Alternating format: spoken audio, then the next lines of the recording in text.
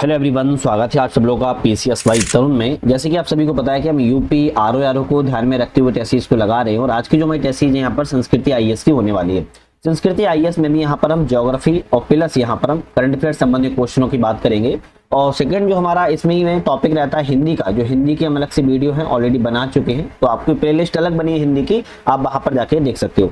तो आज ज्योग्राफी के जो भी मोस्ट इंपोर्टेंट इस टेस्ट सीरीज में क्वेश्चन होंगे उनको हम लगा लेंगे, तो वेरी इंपोर्टेंट यहाँ पर रहेंगे।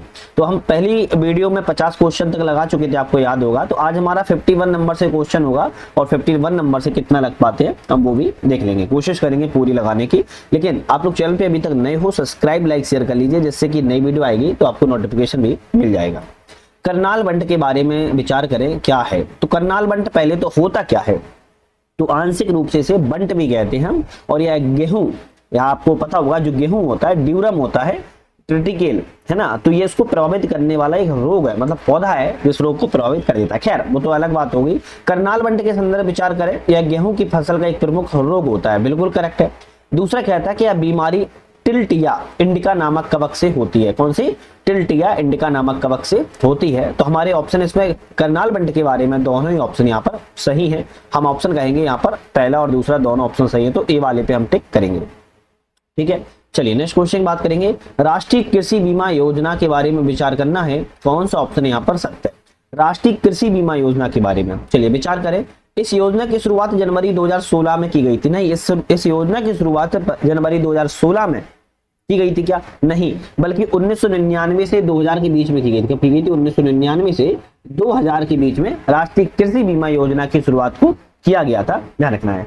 और 2016 में बात की जाए किस चीज की शुरुआत की गई थी? 2016 में ध्यान रखना है प्रधानमंत्री फसल बीमा योजना। प्रधानमंत्री फसल बीमा योजना की शुरुआत आपकी 2016 में की गई थी और राष्ट्रीय कृषि बीमा योजना की शुरुआत 1999-2000 के बीच में की गई थी।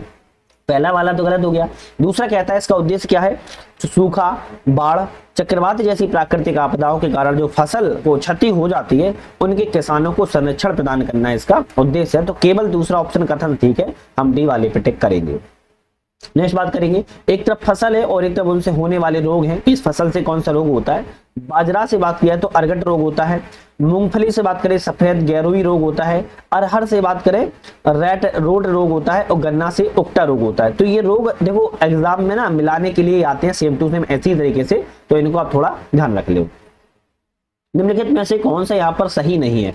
जैव उर्वरक है उनका उपयोग है, मतलब कौन सा जैव उर्वरक का उपयोग, बायो फर्टिलाइजर का उपयोग किस लिए किया जाता है? और इसमें से एक गलत है, 3 सही है। देखते हैं, राइजोबियम का उपयोग दलहनी फसलों में नत्रजन के लिए किया जाता है, हम कहेंगे बिल्कुल ठीक। एजोटोबैक्टर का प्रयोग सभी खाद्यान्न एवं वानिकी पौधों में नत्रजन के लिए किया जाता है, ये भी सही है।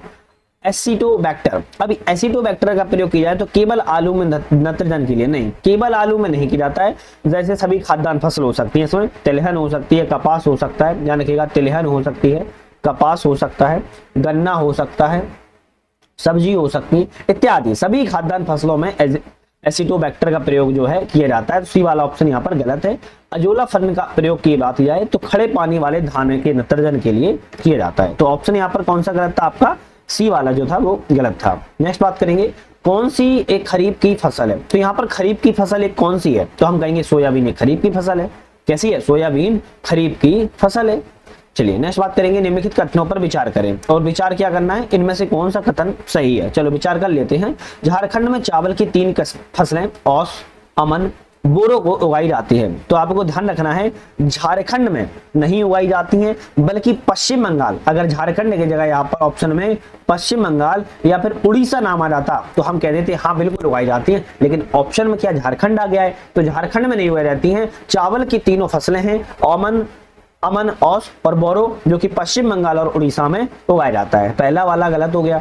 दूसरा कहता है केंद्रीय धान अनुसंधान संस्थान लूनीश्री अधिक उत्पादन देने वाली धान की किस्म को विकसित किया गया है। तो केवल आपका ऑप्शन जो है वो डी वाला ऑप्शन सही रहेगा, क्योंकि दूसरा वाला ही सिर्फ सही है। नेक्स्ट आता है, एक तरफ समाचार पत्र हैं और एक तरफ उनके संपादक हैं। कौन पब्लिशर और एडिटर कौन है? इसके बारे में सही नहीं है। कौन सा सही नहीं है? हिंदू पैट्रियट की हरिश्चंद्र विद्यासागर नहीं है। कौन है? हरिश्चंद्र मुखर्जी। कौन है? हरिश्चंद्र मुखर्जी हैं संबंधित। तो हम कहेंगे भाई पहला ऑप्शन ही जो था गलत था, हमने सही बता दिया। Hindu Patriot Ishwar Chandra Harishchandra Mukherjee. New India Annie Besant, Udant Martand Jugal Kishore, Amrit Bazar Motilal Ghosh. ध्यान रखिएगा, ठीक है। चलिए, अच्छा आप लोगों को तो ये तो पता ही होगा ना, अपना ऐप भी आ चुका है। ऐप का नाम है यूपीएससी नट। क्यों बता रहा हूं ऐप को, तो ऐप अगर आप लोग डाउनलोड करना है तो लिंक से भी डाउनलोड कर सकते हो, प्ले स्टोर पे सर्च भी कर सकते हो यूपीएससी नट, ठीक है। साथ में यहाँ पर आप लोग टेस्ट लगा सकते हो मल्टीपल कोर्सेज की। टेस्ट के साथ साथ में हमारे एक रिवीजन, क्योंकि रिवीजन रिमाइंडर नोट्स बना दिए मैंने, वो आप लोग ज्वाइन कर सकते हो, जिसमें आपके आरओ और यूपीपीसीएस जो आपका प्री वाला, उन दोनों एग्जामों में हेल्पफुल रहेगा। और करंट अफेयर और हिंदी के कुछ कोर्सेज चल रहे हैं, आप उनको जाके एक बार चेकआउट जरूर कर लीजिएगा। ऐप को डाउनलोड कर लेना यूपीएससी नट। नेक्स्ट क्वेश्चन की बात करेंगे, जस्टिस आंदोलन के संदर्भ में कथनों पर विचार करें, कौन सा आंसर सही है। तो जस्टिस आंदोलन के बारे में विचार करना है तो इसे 1916 में CN Mudaliar, TM Nair, P Tyagaraja के द्वारा मद्रास में प्रारंभ किया गया था। बिल्कुल करेक्ट है। यह ब्राह्मण आंदोलनों के लिए रोजगार और विधायी प्रतिनिधित्व हासिल करने का प्रावधान था। तो आपको पता होना चाहिए, यह आंदोलन गैर ब्राह्मणों के लिए रोजगार विधायी प्रतिनिधित्व हासिल करने की शिकायतों दूर करने के उद्देश्य से एक राजनीतिक आंदोलन के रूप में प्रारंभ किया गया था। तो यहाँ पर कहेंगे हम दूसरा वाला गलत लिखा है, ध्यान रखिएगा। तो केवल ऑप्शन आपका पहला वाला ही सही है, दूसरा वाला गलत है। नेक्स्ट बात करेंगे, निम्नलिखित कथनों पर विचार करें, कौन सा ऑप्शन यहाँ पर सही है। सही की बात करें, महात्मा गांधी की ग्राम पंचायतों को मजबूत बनाने के लिए सत्ता के विकेंद्रीकरण पर बल दिया गया था। किस पर दिया गया था? सत्ता के विकेंद्रीकरण पर बल दिया गया था। बिल्कुल बात ठीक है। भारत में सर्वप्रथम लॉर्ड रिपन ने भारतीय परिषद अधिनियम 1861 के द्वारा वैधानिक विकेंद्रीकरण की नीति का आरंभ किया था। तो क्या ये सही है? भैया गलत हो जाएगा। क्यों? क्योंकि लॉर्ड रिपन ने नहीं बल्कि लॉर्ड मेयो ने किया था। किसने किया था? लॉर्ड मेयो के कार्यकाल में 1861 में किया गया था। तो हम कहेंगे केवल पहला वाला सही है, दूसरा वाला ऑप्शन जो है वो गलत है। भारतीय स्वतंत्रता लीग के संदर्भ पर विचार करें, कौन सा ऑप्शन यहाँ पर सही है। भारतीय स्वतंत्रता लीग के बारे में, यह एक राजनीतिक संगठन था जिसकी स्थापना 1928 में सुभाष चंद्र बोस के द्वारा की गई थी। बिल्कुल बात ठीक है। इसका उद्देश्य भारतीय स्वतंत्रता आंदोलन के लिए जापानी समर्थन हासिल करना था। हम कहेंगे ये भी ठीक है, ए वाला रहेगा। एक और दो दोनों ऑप्शन हमारे सही है। नेक्स्ट बात करेंगे, निम्नलिखित घटनाओं पर विचार करें और इनको एक कालक्रम में व्यवस्थित करें। जैसे सबसे पहले यहाँ पर हम श्वेत विद्रोह की बात करें। श्वेत विद्रोह जो आपका है वो 1766 में किया गया था। कब किया? 1766 में। उसके बाद कौन सा हुआ? उसके बाद आपके वारेन हेस्टिंग्स साहब ने बंगाल के गवर्नर जनरल बनाए गए थे आपके 1773 में। कब बनाए थे? 1773 में। उसके बाद रेगुलेटिंग एक्ट, एक minute, Asiatic Society of Bengal की स्थापना 1784 में और कलकत्ता में सुप्रीम कोर्ट की स्थापना 1773 के रेगुलेटरी एक्ट के तहत 1774 में की गई थी। ऑप्शन हमारा बी वाला रहेगा। पहले चौथा, फिर पहला, फिर दूसरा, अंतिम में आपका तीसरा ऑप्शन रहेगा। तो ध्यान रखना है, श्वेत विद्रोह 1766 में हुआ। उसके बाद वारेन हेस्टिंग को बंगाल गवर्नर जनरल 1773 बनाया गया। फिर एशियाटिक सोसाइटी की स्थापना बाद में हुई थी, लेकिन कलकत्ता में सुप्रीम कोर्ट की स्थापना 1773 एक्ट के तहत ही आपकी 1774 में की गई थी। एशियाटिक सोसाइटी ऑफ बंगाल की स्थापना 1784 में की गई। चलिए नेक्स्ट बात करेंगे, डलहौजी के राज्य हड़प की नीति के तहत ब्रिटिश शासन में मिलाए गए राज्यों पर विचार कीजिए और उनको एक सही क्रम में व्यवस्थित कीजिए। विचार तो करना ही करना है बल्कि व्यवस्थित भी करना है। जैसे सतारा आपका 1848 में मिलाया गया था। सतारा की बात की जाए तो जैतपुर और आपका संबलपुर 1849 में मिलाया गया था। उसके बाद आपको उदयपुर 1852 में मिलाया गया और नागपुर सबसे अंतिम में आपका 1854 में मिलाया गया है। अब इसमें बीच में आप झांसी सोच रहे होंगे, तो झांसी आपका 1853 में मिलाया गया था, है ना। झांसी 1853 में, हालांकि ऑप्शन में नहीं है। ऑप्शन हमारा रहेगा डी वाला, बाकी डेट हमने यहाँ पर लिखी दी है।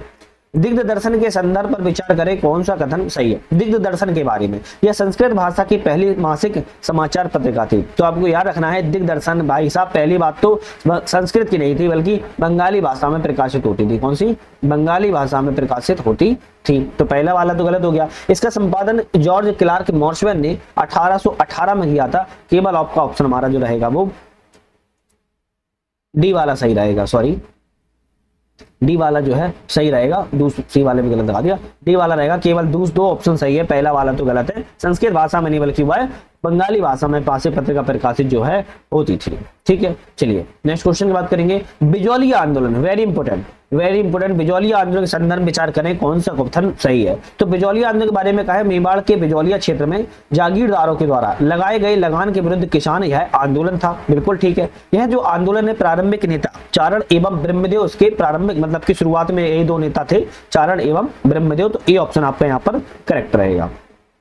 नेक्स्ट बात करेंगे, निम्नलिखित में से कौन सा यहाँ पर सही नहीं है। आंदोलन है क्षेत्र है, कौन सा आंदोलन के क्षेत्र में हुआ। एक का आंदोलन उत्तर प्रदेश में करेक्ट है, तेभागा आंदोलन बंगाल में भी ठीक है, तेलंगाना आंदोलन आंध्र प्रदेश में भी ठीक है, पुनप्पा वायलार आंदोलन भाई साहब केरल में हुआ था, ना कि आपका तमिलनाडु में हुआ था। तो डी ऑप्शन जो था आपका गलत था। नेक्स्ट बात करेंगे, आत्मसम्मान आंदोलन के संदर्भ पर विचार करें कौन सा ऑप्शन यहाँ पर सही है।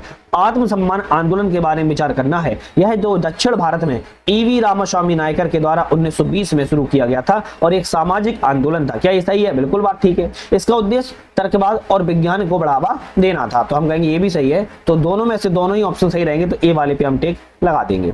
नेक्स्ट बात करेंगे, निम्नलिखित घटनाओं पर विचार करें, इनमें से सही कालक्रम में व्यवस्थित करें। जैसे सती प्रथा का अंत आपका लॉर्ड विलियम बेंटिंग के कार्यकाल में 1829 में हुआ था। सरकारी सेवाओं में भेदभाव का अंत की बात की है तो भैया आपका 1833 में हुआ था। कब हुआ था? 1833 में हुआ था। और ठगी प्रथा का अंत की बात की जाए तो 1830 में हुआ था। बेंटिंग के कार्यकाल में अंग्रेजी को शिक्षा का माध्यम आपका 1835 में बनाया गया था। कब बनाया था? 1835 में। ऑप्शन आपका रहेगा सी वाला, पहला, चौथा, दूसरा और तीसरा ऑप्शन सही है। बाकी हमने यहाँ पर सारी चीजें आपकी यहाँ पर लिख दी हैं। चलिए नेक्स्ट पढ़ेंगे, निम्नलिखित में से कौन सा यहाँ पर सही नहीं है। एक तरफ राज्य है और एक तरफ संस्थापक है, कौन सा राज्य यहाँ पर सही नहीं है। जैसे गोलकुंडा की बात करें कुली कुतुब शाह संस्थापक है, बीजापुर की बात करें यूसुफ आदिल शाह संस्थापक है, बरार की बात की जाए तो मलिक राजा नहीं है, बरार की बात की जाए तो फतेह उल्लाह इमाद शाही है। कौन है? फतेह उल्लाह इमाद शाही, इमाद शाही भी कहते हैं ना, इमाद शाही। तो इमाद शाही संबंधित है। और अहमदनगर की बात किया तो मलिक अहमद निजाम शाह संबंधित है। तो सी ऑप्शन आपका गलत था, जो कि बता दिया है। निम्नलिखित में से दिल्ली सल्तनत के सुल्तान ने दीवान ए मुस्तखराज नामक विभाग को निर्मित किया था। दिल्ली सल्तनत का ऐसा एक सुल्तान हुआ है जिसने दीवान ए मुस्तखराज नामक विभाग को क्या किया था? निर्मित किया था। तो हम कहेंगे ऑप्शन रहेगा अलाउद्दीन खिलजी। शायद आप लोगों को ये याद ही होगा। नेक्स्ट बात करेंगे, अमरम भूमि के संदर्भ में बताइए कौन सा कथन सही है। अमरम भूमि क्या है? आप लोगों ने सुना है पहली बार, तो आज बात करेंगे। इससे प्राप्त जो आय के एक अंश को केंद्रीय खजाने में जमा करा जाता था उसको हम अमरम भूमि कहते थे। इस भूमि से प्राप्त आय से राजा की सहायता के लिए एक सेना भी रखी जाती थी। तो हम कहेंगे दोनों ही कथन सही है, एक और दो दोनों ऑप्शन हमारे करेक्ट रहेंगे। देखो आप लोग ने एक छोटी सी रिक्वेस्ट रहती है, सब्सक्राइब चैनल को नहीं करते हो, इतना तो मोटिवेशन आप लोग यार दे ही सकते हो मुझे, है ना। और इतनी मेहनत से आप लोग के लिए पीपीटी बनाते हैं, वीडियो बनाते हैं, साथ में आप लोगों को जो पीडीएफ है वो भी आपको टेलीग्राम पर उपलब्ध करवा देते हैं। तो यार इतना तो आपका दायित्व बनता है कि इतना मोटिवेशन दे सको हमें, हमारा ऐप डाउनलोड कर सको यूपीएससी नर, वहां पर कोर्सेस को देख के एक बार ज्वाइन कर सकते हो आप लोग, है ना। ऐप को डाउनलोड कर सकते हो, चैनल को सब्सक्राइब वगैरह कर सकते हो, शेयर कर सकते हो अपने ग्रुपों में, सोशल साइट पर। सभी लोग व्हाट्सएप टेलीग्राम वगैरह ग्रुपों में तो ऐड होते ही कर सकते हो ना, इतना छोटी सी रिक्वेस्ट करते हैं आप लोगों से। खैर क्वेश्चन पर आते हैं। एक तरफ मेला है और एक तरफ जनपद है, कौन सा मेला किस जनपद में लगता है। जैसे बेरिया घाट का मेला की बात करें तो हरदोई में लगता है। जल विहार का मेला की बात किया तो बुंदेलखंड में लगता है। कालिंजर का मेला की बात किया तो बांदा में लगता है। और शाकंभरी देवी का मेला आपका सहारनपुर में लगता है। ऑप्शन आपका यहाँ पर सी वाला बिल्कुल करेक्ट रहेगा।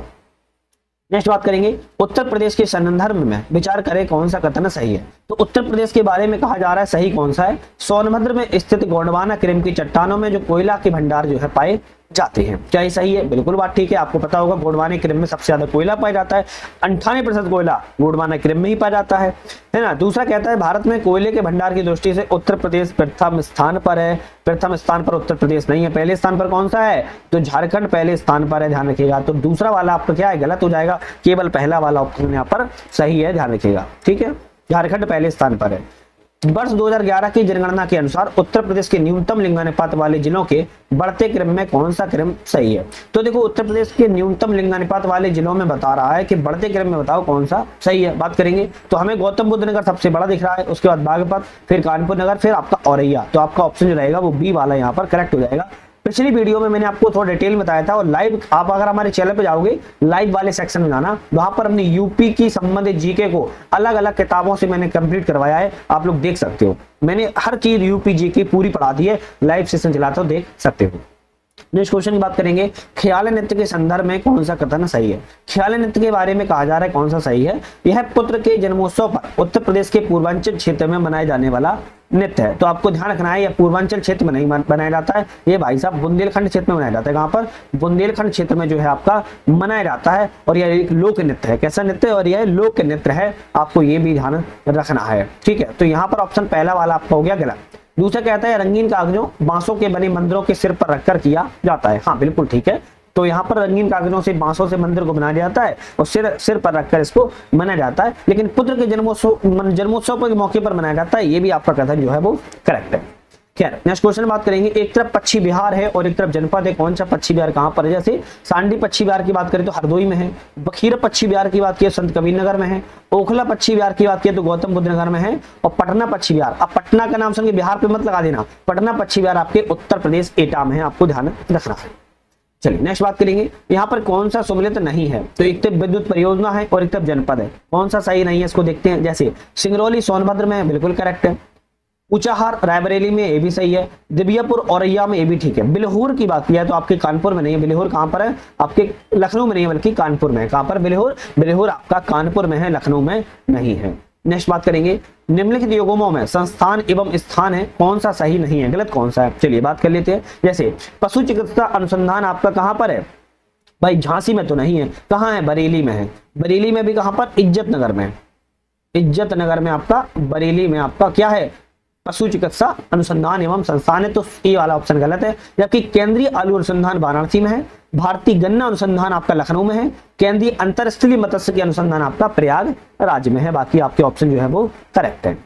चलिए नेक्स्ट बात करेंगे, TREDS के संदर्भ में विचार करें कौन सा ऑप्शन सही है। तो TREDS के संदर्भ में विचार करना है कौन सा सही है, यह आरबीआई के द्वारा विनियमित इसको किया जाता है। किसके द्वारा, आरबीआई के द्वारा, रिजर्व बैंक ऑफ इंडिया के द्वारा इसको विनियमित किया जाता है, बिल्कुल ठीक है। यह प्लेटफॉर्म नीलामी आधारित तंत्र का उपयोग किया जाता है, हाँ ये भी ठीक है, क्योंकि इस पर नीलामी के माध्यम से यह जो कार्य है वो क्षेत्र करता है, जैसे जो पब्लिक सेक्टर्स के होते हैं, कॉर्पोरेट्स होते हैं, खरीदारी वगैरह की जाती है।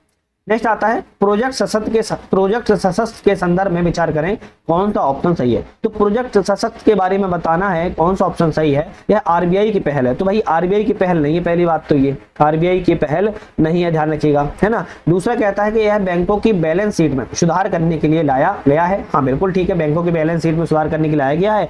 मतलब कि आपने नाम सुना होगा एनपीए नाम तो सुना ही होगा ना, अब आपको याद आ जाएगा। जो एनपीए संबंधित है, सुनील मेहता की अध्यक्षता समिति गठित की गई थी, उसके द्वारा प्रोजेक्ट सशक्त को जो है बनाया गया था। चलिए नेक्स्ट बात करेंगे, निम्नलिखित योजना कार्यक्रमों पर विचार करें और सबसे पहले से आखिरी तक का सही कार्यक्रम में व्यवस्थित करें। तो सबसे पहले से आखिरी तक में व्यवस्थित करना है, तो हम प्रधानमंत्री ग्रामोदय योजना की बात करेंगे सबसे पहले। तो वर्ष 2000 में इसकी शुरुआत की गई थी। ग्रामीण रोजगार सृजन की बात करें, ग्रामीण रोजगार सृजन की बात किया तो 1995 में इसकी शुरुआत की गई थी। प्रधानमंत्री रोजगार योजना की शुरुआत की जाए तो 2 अक्टूबर 1993 में शुरुआत की गई थी। वाल्मीकि अम्बेडकर आवास योजना की शुरुआत की जाए तो इसकी जो योजना की शुरुआत 2001 में की गई थी। तो अब आप ऑप्शन देख पाओगे, सबसे पहले प्रधानमंत्री रोजगार तीसरे नंबर पर जाएगा, फिर 1995 में जाएगा ग्रामीण रोजगार सृजन, उसके बाद प्रधानमंत्री ग्रामोदय 2000, फिर अंतिम में महर्षि वाल्मीकि आवास योजना 2004। तो आपका ऑप्शन यहाँ पर डी वाला जो हो जाएगा बिल्कुल करेक्ट हो जाएगा। नेक्स्ट बात कर लेते हैं, एक तरफ सूची 1 है और एक तरफ सूची 2 है, इनको मिलाना है। जैसे राष्ट्रीय पर्यावरण अभियांत्रिकी अनुसंधान संस्थान नागपुर में है, बिल्कुल करेक्ट है। केंद्रीय खाद्य प्रौद्योगिकी अनुसंधान कहां पर है, मैसूर में, ये भी सही है। केंद्रीय आलू अनुसंधान कहां पर है, शिमला में, ये भी सही है।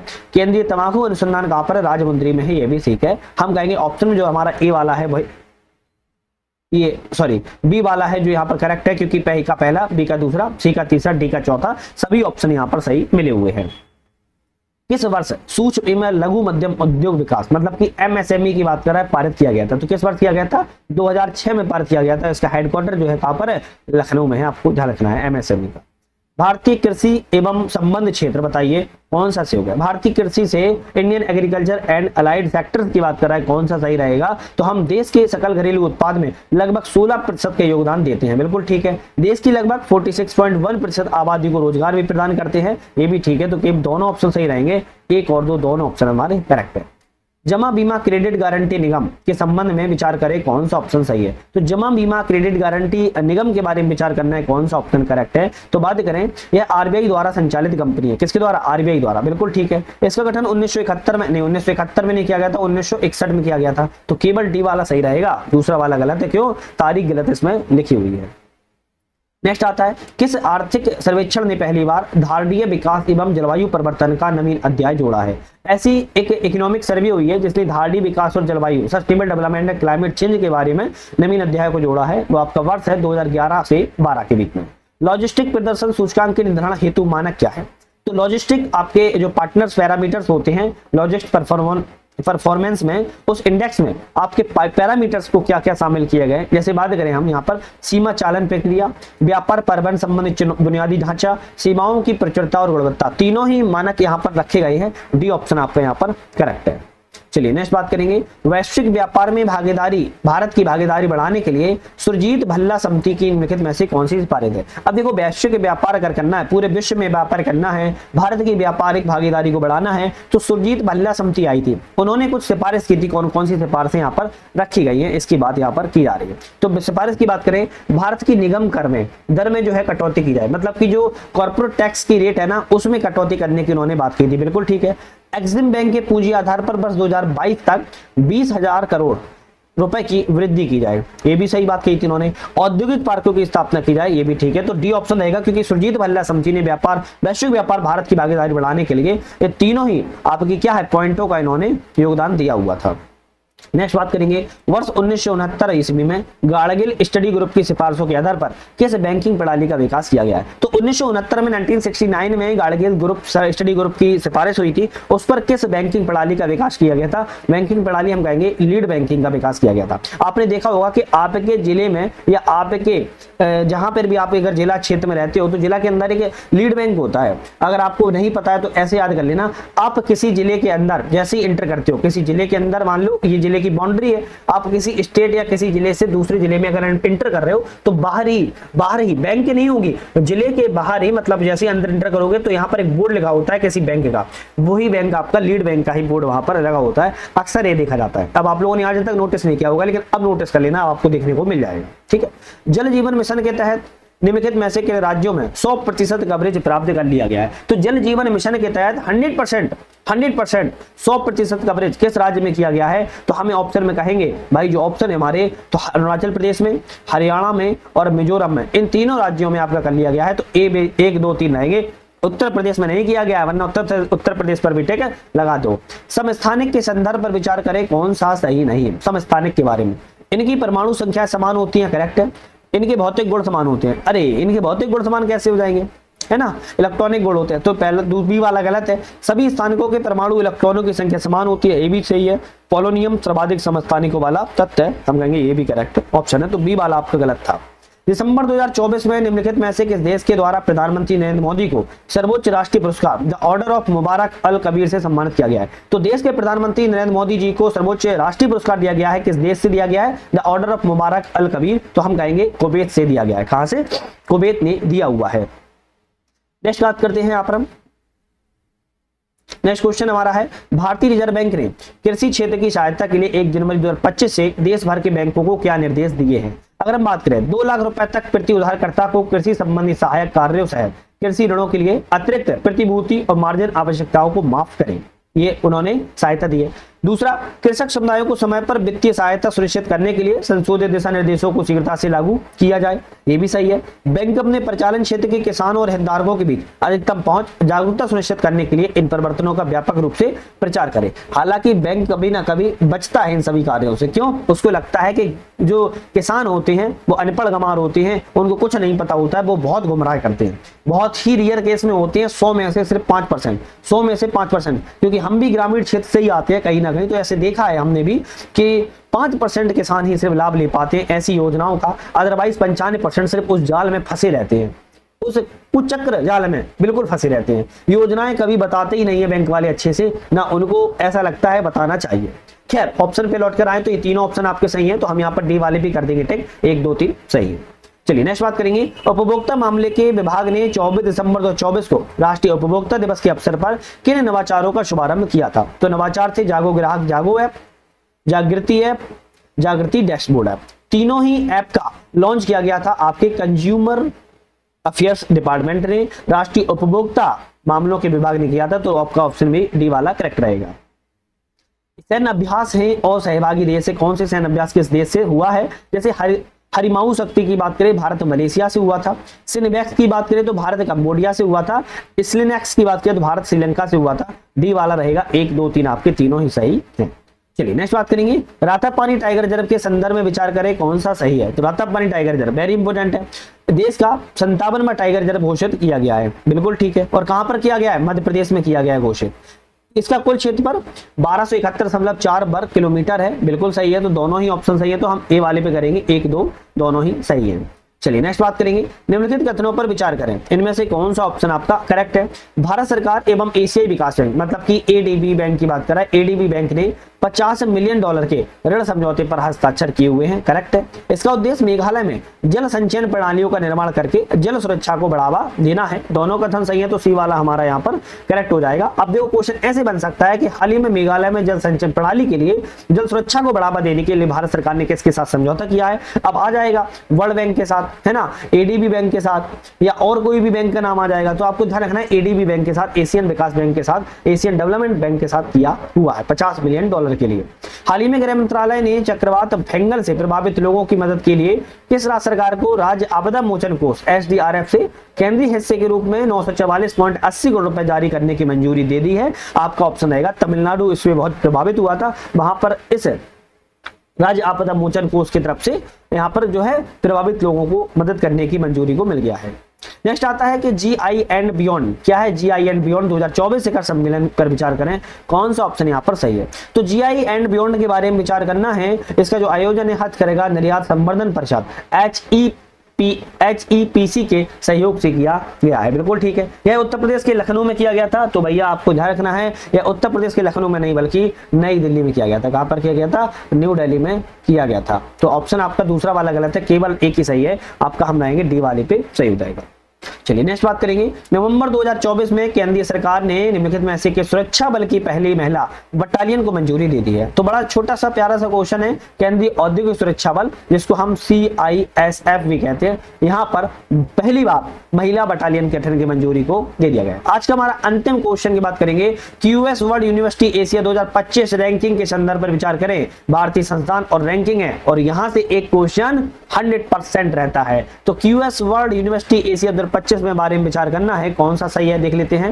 ऑप्शन जो रहेगा IIT दिल्ली 44वीं रैंक पर था, IIT बंबई 48वीं रैंक पर था, IIT कानपुर 67वीं रैंक पर है, भारतीय विज्ञान संस्थान 62वीं रैंक पर है। हमारे सभी ऑप्शन सही मिले हुए हैं, तो हमें आपको डायरेक्ट तौर पर स्क्रीनशॉट लेके याद कर लेना है, बी ऑप्शन आपका यहाँ पर करेक्ट है। तो 101 से हम नेक्स्ट वीडियो में बात करेंगे। 100 क्वेश्चन आज लगा चुके हैं, तो जल्दी से चैनल को सब्सक्राइब लाइक शेयर करके ऐप डाउनलोड कर लीजिएगा, जिससे कि ज्वाइन कर सको कोर्स, और नेक्स्ट वीडियो को पाने के लिए बेल आइकन प्रेस जरूर कर लेना है। तो वीडियो पर बने रहने के लिए आप सभी का बहुत बहुत धन्यवाद।